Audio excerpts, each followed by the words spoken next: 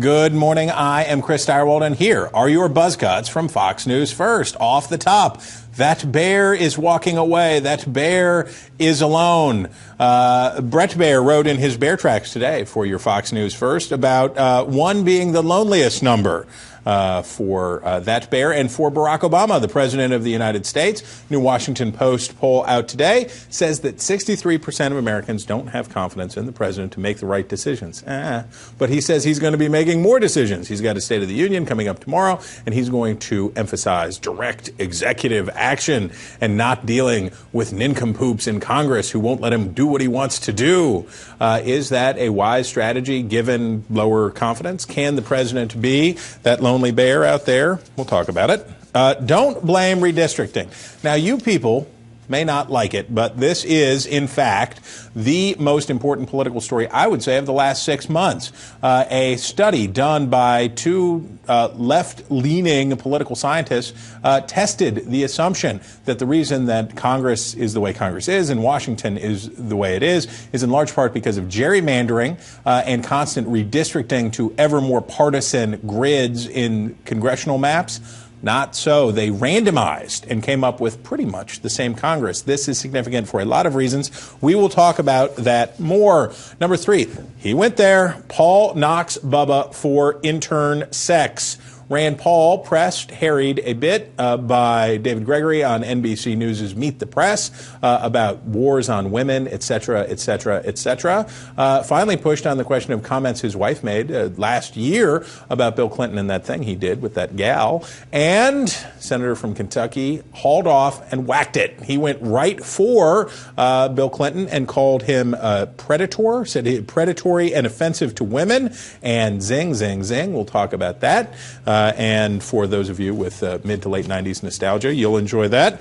Number 4, social conservative leader readying Iowa Senate run. So the Republicans were pretty optimistic about their chances to pick up the seat in Iowa being vacated by Senator Tom Harkin. Bob Vanderplaats, who is a big name when it comes to social conservatism in that state, probably one of the most important backers of Rick Santorum leading to his success or near success in Iowa in 2012, says that he is leaning towards and getting ready to perhaps make a Senate bid there. That could complicate things, make things more expensive, and help the case, probably, of Congressman Braley, the Democrat, who hopes to hold that for the blue team.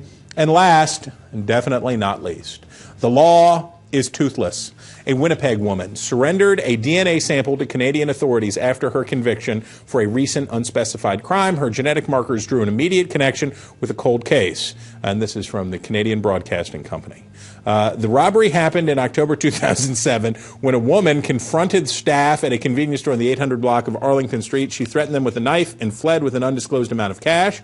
But while running off, she dropped her partial plate of false teeth and left them behind. The teeth were taken by police, who sent them off for a DNA sample. I know. What do you want from me? It's Monday. What do you want from me? Yeah, it's a Canadian denture crime joke, but that's what you get, Internet. But you would have gotten it already if you were a subscriber to Fox News First. Go to foxnewspolitics.com, sign up, they're in. But we're going to do it all right now because it's Power Play.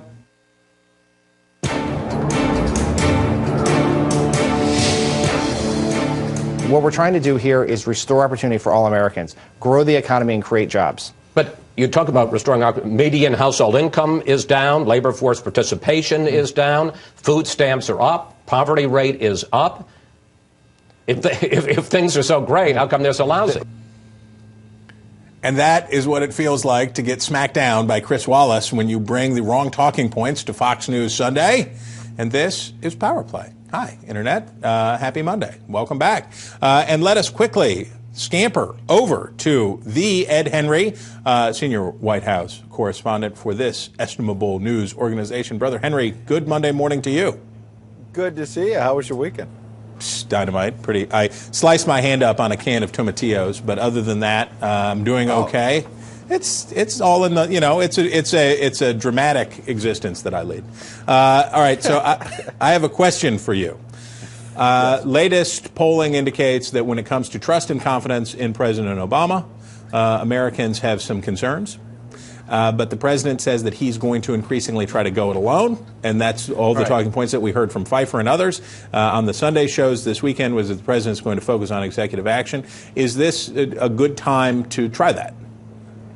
It's all he has left, frankly. It might not be the best strategy, but the president has tried at various times to work with Republicans on the Hill.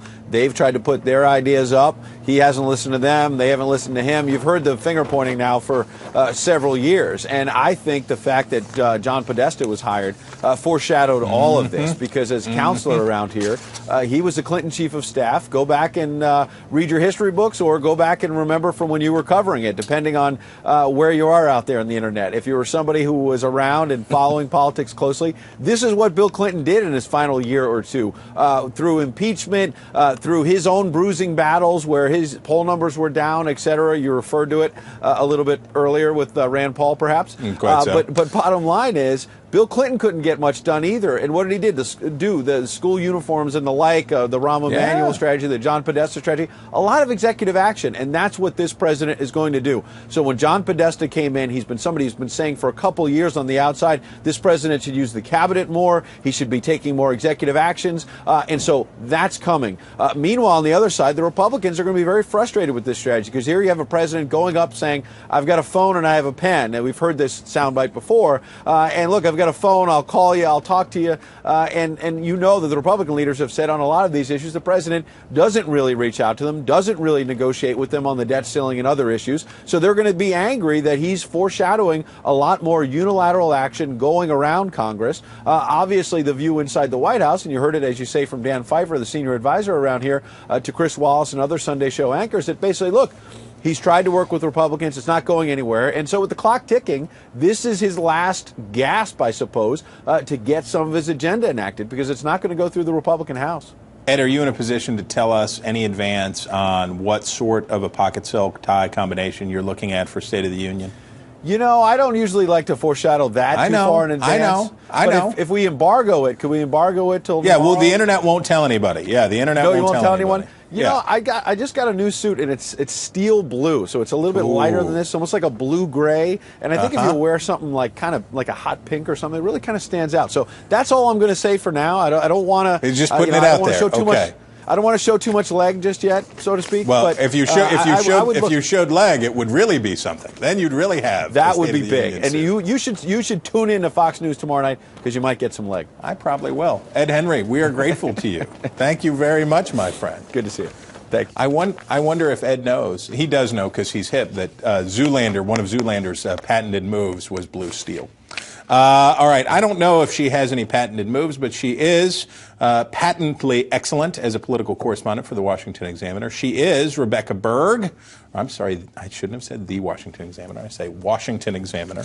You'll get it right next time. I'm trying. I'm working on it. Rebecca Berg is excellent. She is at the eponymous Twitter handle Rebecca Berg. I always like it when it's simple. Rebecca G. Berg. Was Rebecca Berg already taken? It was taken. I've tried to stage a coup for years, but it hasn't worked. Posers. All right. So here's a question, and I want to delve in more on this. We've heard this from the president like a bunch. You have. This was 2011. This was 2012. This was 2013. And now 2014, to some degree, has always focused on executive action. Now, the promise seems to be that with Podesta in the House and with a new approach, that the president will actually be able to do stuff by executive action. You're right, first of all, that we have heard this before. Good start, yes. It is, it's this episode of deja vu harkening back to 2011 with We Can't Wait, if you recall. And yet they could. And yet they could wait, apparently, until 2014. And not much has changed, frankly, since 2011. The composure of Congress is exactly the same. Podesta, while a very important political figure and someone who has worked under these circumstances before, he is not a miracle worker. So I doubt that the president will be able to do anything substantial with these test my cynicism? actions. Test my cynicism. I posit that the purpose of this is not so much to achieve by executive action, but is to drive Republicans buggy and batty and crazy beyond all possible definition, and to threaten executive action for Republicans who have seen after having seen the power of Congress erode over decades, have seen a president who is particularly dismissive of the role of Congress, that I think that this is designed as much as anything else to make Republicans absolutely flip their wigs and not be engaged in message discipline and get more riled up as the president goes out to do stuff. What do you think? I might actually disagree with you on that, Chris, because certainly I'm free to do that. Free. Amazing. This is a free space. That's fantastic, because I think that it actually helps Republicans in many ways, because you see the president going out there and saying, well, if Congress won't do anything, I will take leadership and do it myself. But then executive actions are very limiting, and so it's actually, there's not actually much that he can do. So it will be a lot of talk that they can then say he's actually not doing anything. But the palaver counts for so much, right? The talk counts in midterms. The president's trying to rally his political base. Sure. And have them say, see, he is tough and he is standing up to these Tea Party jerks. So that's good for him politically as he continues to try to rally the base, talking, as we talked last week, about voter disenfranchisement and other issues. And certainly it will make Republicans even madder, won't it?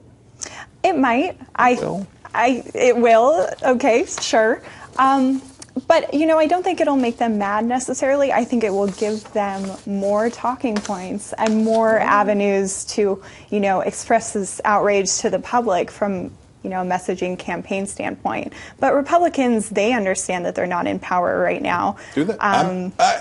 Maybe some. Do they? Okay, so maybe it will exempt Ted Cruz from that group, but most other Republicans understand that they're not in power right now and that there's only so much they can do. And so by creating this congressional gridlock, they've already frustrated Democrats to this amazing extent, forced the president to go to this, to take these executive actions and do what he can on his own.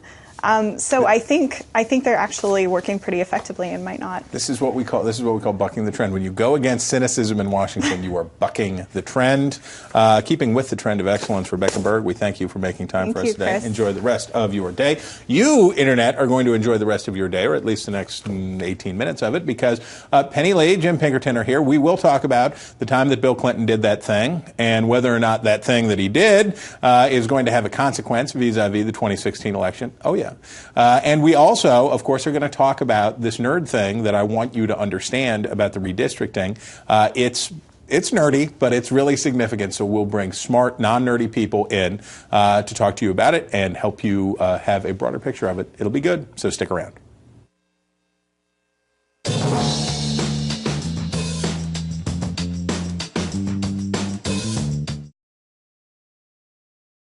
The media seems to have given President Clinton a pass on this. He took advantage of a girl that was 20 years old and an intern in his office. There is no excuse for that, and that is predatory behavior, and it should be something we shouldn't want to associate with people who would take advantage of a young girl in his office. And that unnuanced, unsophisticated, uncomplicated response to a question about the time that Bill Clinton carried on with an intern in the White House, that woman, Miss Lewinsky, as he famously said. He was on Meet the Press with David Gregory, and this is power play Rand Paul on Meet the Press. And you're not supposed to say that, or at least people haven't said that for a long time, because the Republicans saw themselves crisped up by a fairly effective, very effective Clinton counterattack about greed, moralizing, this, that, the other thing, sexually obsessed, XYZ. The Republicans fully abandoned that, and it didn't make any appearance at all in 2008 when Hillary Clinton ran. But there is Rand Paul, a formidable contender for the Republican nomination in 2016, talking about that very thing. What about it? Do Bubba's trysts still count? People who know, or will speculate anyway, include Penny Lee. She is a communication strategist. Yes, she is a Democrat. Yes, she is a former senior advisor, Senate Majority Harry Reid. Yes, yes, yes. Her firm is Venn Strategies. Is that still correct? Yes, that is still correct. Okay. But she is awesome. So that is the most important thing to remember. Also awesome, Jim Pinkerton, a contributing editor and writer for the American Conservative magazine. He is a Fox News contributor and steady hand for Republicans dating back some period of time. We won't say the exact No, number. I went with Reagan. You're going with Reagan. it. You're in. Okay. All right. Well, this is good. We don't like to talk. The internet, we try to be discreet.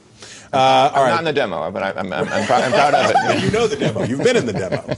All right, so that's a good point. The demo doesn't remember the thing about Bill Clinton. Yeah, they were probably not born. They were not born, or many of them were not. Because remember, it was 1998, and the people in the demo now were the kids that their parents were trying to keep from hearing the news in those days about what he was doing and what he said he did. Penny, is this a fair question for Republicans to explore as Democrats talk about the war on women? Is it okay when Hillary Clinton runs for office for Republicans to say, what about that thing? I think it's an unbelievable double standard in that you do not find that about the wife's the role of the wife, question about from the man, for a male candidate. Those kinds of questions just aren't even out there. Hillary Clinton has proven herself to be a public servant, an exemplary senator, and she was an extraordinary Secretary of State. Her merits will rest on her own, irregardless of what her husband did or did not do, or what is being alleged of her, or whatever you want, however you want to characterize it. The truth of the matter is that was litigated. That was opinionated. That was taken in. He was impeached over it, I think, to the peril of the Republican Party. He was, they had a court. He was punished. He lost his law license in the state of Arkansas. There has been. It has been out there in the public, and to link that back to whether or not Hillary can or cannot hold the office as a presidency. Wait a minute, Jim Pinkerton. Wait a minute, Jim Pinkerton. What Rand Paul said was it shouldn't be held against Hillary Clinton. He said it should not be held against Hillary Clinton. Though then he did leave an interesting aside. He said it's hard with them to tell the space between because it is all muddied. But basically he said Hillary shouldn't be punished for it, but he did make that linkage. Fair or not fair? Well, there is a fascinating linkage between the people that have been married for 40 years and they've done everything in politics together, including raised hundreds and hundreds of millions of dollars through the Clinton Global Initiative, which the New York Times thought was interesting enough to write a sort of a revealing piece on last spring. But if you leave Hillary out of it, the issue of the war on women, I would say that Bill Clinton had his own kind of war on women, absolutely. And it happened back in the 90s in the White House. And a few data points. First of all, he was the Republicans in the Congress grossly overreached on the impeachment. If they'd gone for a censure back in 1998 instead of impeachment, I think they would have had 350 votes in the House. But they went for impeachment, which is foolish, and history judged them harshly on that, and so did the voters in 1998. But the fact that the Clinton-Gore administration's candidate, Al Gore, in 2000, lost the presidency even when Clinton had a 60% approval rating and the economy was doing well, I think tells you that the voters still held it against the Clinton-Gore people, including, in that case, Gore in the 2000 election. That's the reason why Bush won. So I don't see anything wrong with Rand Paul bringing it up. I agree it doesn't adhere to Hillary, but it does adhere to Bill, and it does adhere to this idea that the Democrats are saints on this issue of gender. And to be fair to the senator from the Commonwealth, Gregory put it on him.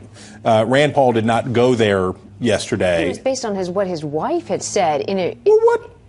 I mean, in a Vanity Fair interview. Put it on him. He was just asking for Well, no, this wasn't like yesterday his wife said it. This was David Gregory's third approach. He kept trying to fly the plane into... What was he going to say? She's crazy. I don't know my wife. No, he's going to say, yeah, she was right. But then he did take it a step farther. He doubled down on it. Yeah. I mean, look, with the party that does have its problems and its women's issues right now. I mean, you have Huckabee, who was just out there, again, I don't think any male should be talking about a woman's reproductive rights right now, or ever, for that matter, especially if they're in elected office. So they have an image problem. You have a governor, a former governor of Virginia, who has is taking issues with the government probing into his own life, but has no problem with the government asking me to have a vaginal ultrasound if I was to be pregnant. So I could have gone all day without that. Let's, Jim. But what I'm saying is the Republicans are struggling with how they deal and relate to women, and to attack potentially the first woman president, I think is very foolish. Now, wait a minute. Now wait a In minute. that linking Now, him back, wait a minute. linking him back, Now, wait a linking minute. her back to her Wait a president's minute. actions. I mean, her Now, husband's actions. there is the thing, Jim, as you pointed out, to reiterate your previous point, that not only do you have that, but you had Filner and Weiner, and you have other circumstances of grody behavior by Democrats who, while in the policy space, say that they are for women, but then anyway.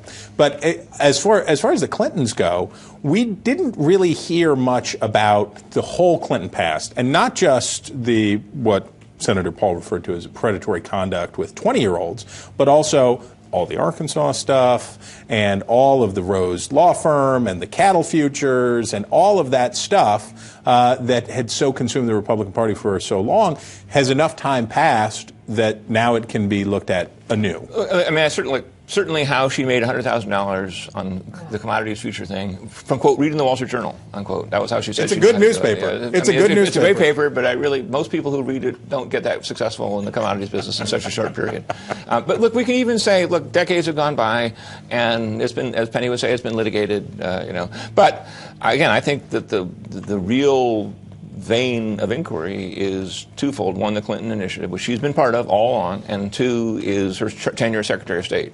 I noticed with some interest that she's writing a book, and the Washington Post said that she's getting help from David Brock, the George Soros payroll person and acolyte and general all-around activist. And now David Brock has said in the Post that they're going to do social media, they're doing all the research for her, and they're going to create a whole website to help people sort through how great she was as Secretary of State. Now, how Mrs. Clinton got to be part of that vast Soros empire is an interesting story that requires a lot more, and it's much more interesting to me than whatever Clinton did 20 years ago, let alone what Hillary did 30 years ago. Can we just let your head shaking speak for itself? Yeah, Do you need to be on the record with an additional beyond just that? I mean, well, the irony is who David Brock was. I mean, David Brock was actually the one that broke Troopergate, who actually broke the Paul Lloyd Jones story. That's how we got to start. Which is the irony. But look, I mean, I was like, both sides, and it's not Hillary directed. It is not something that is owned subsidiary of the Clinton world, what David Brock is doing. Similar to both sides, this is politics, and you have politics on both sides. You have committees on both sides doing their own research, doing their own ads. That's what's happening. Now we have gone far enough afield that I can indulge my nerdness. Do we need to take a break, or can we just take a listen? Oh, sorry, Brooke. All right, let's take a listen to President Obama speaking in former House Speaker Tom Foley's memorial service at the end of October of last year. It can be tempting to wonder if we still have room for leaders like Tom, whether the environment, the media, the way that districts are drawn. And that, as it turns out, was not true. The president there citing gerrymandered districts, the redistricting, as one of the reasons that Washington does not work. But did you read the New York Times? And if you didn't read the New York Times, did you read Fox News first? Because it was good. And I really want you to pay attention to this because it's important for the discussion in Washington. We have all gotten lazy and taken the assumption, well, the reason things are is the redistricting and partisanship, da-da-da-da-da-da-da. So two liberals went through and redrew. They said, what would the map really look like? And you know what they found out? Democrats can't get elected in the country. That's what they found out, is that in the country, Democrats can't get elected to office, and it's not about the redistricting. I posit, Penny Lee, that this is quite significant because part of the argument that the Republican opposition to the president is illegitimate is that the majority itself is illegitimate, says the president and his supporters, because it was crafted through devious means in state houses through gerrymandering.